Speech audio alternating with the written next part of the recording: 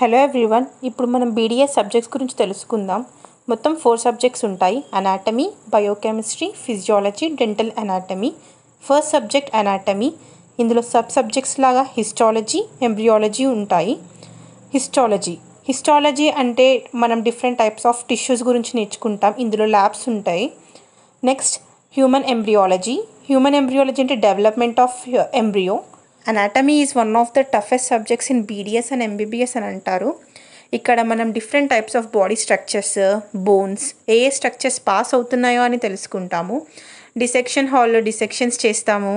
ఇక్కడ ఒక mixed feeling ఉంటుంది, ఎందుకంటే డిసెక్షన్ చేస్తున్నామన్న ఎగ్జైట్మెంట్ ఉంటుంది, అలాగే ఫార్మలిన్ స్మెల్, ఇంకా డిఫరెంట్ బాడీ స్ట్రక్చర్స్ని చూస్తాము. నెక్స్ట్ సబ్జెక్ట్ ఫిజియాలజీ అంటే how A body organ functions. దీని గురించి తెలుసుకుంటాం. ఇక్కడ ల్యాబ్స్లో డిఫరెంట్ టైప్స్ ఆఫ్ ఎక్స్పెరిమెంట్స్ చేస్తాము, like WBC count, RBC count. First time ఒక డాక్టర్ అన్న ఫీలింగ్ ఉంటుంది ఈ ల్యాబ్స్లో. బీపీ మెజర్ చేస్తాము, స్టెథోస్కోప్ వేసుకుంటాము. ల్యాబ్స్లో చాలా ఫన్ ఉంటుంది, ఇంకా మంచి ఎగ్జైట్మెంట్ అనేది ఉంటుంది. బీపీ మెజర్ చేస్తున్నప్పుడు, స్టెథోస్కోప్ వేసుకున్నప్పుడు, ఎక్స్పెరిమెంట్స్ కోసం మన హ్యాండ్ని మనము కుచ్చుకున్నప్పుడు, మైక్రోస్కోప్లో ఆర్బీసీ, డబ్ల్యూబీసీని ఫోకస్ చేస్తున్నప్పుడు, ఓవరాల్గా ల్యాబ్స్లో చాలా ఫన్ ఉంటుంది. నెక్స్ట్ సబ్జెక్ట్ బయోకెమిస్ట్రీ అంటే different types of chemical substances in animals and plants అని నేర్చుకుంటాం. ఇక్కడ ల్యాబ్స్లో ప్రోటీన్స్, కార్బోహైడ్రేట్స్, యూరిన్ టెస్ట్ లాంటి ఎక్స్పెరిమెంట్స్ అన్నీ చేస్తాం. ఇక్కడ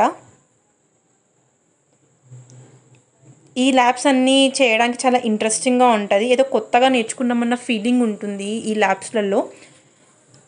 నెక్స్ట్ సబ్జెక్ట్ డెంటల్ అనాటమీ అంటే స్ట్రక్చర్ ఆఫ్ జా అండ్ టీత్. ఇక్కడ మళ్ళీ సబ్జెక్ట్స్ వచ్చేసి ఓరల్ హిస్టాలజీ అండ్ ఎంబ్రియాలజీ అనే సబ్జెక్ట్స్ ఉంటాయి. డెంటల్ అనాటమీలో ల్యాబ్స్లో మనము కార్వింగ్స్ చేస్తాము.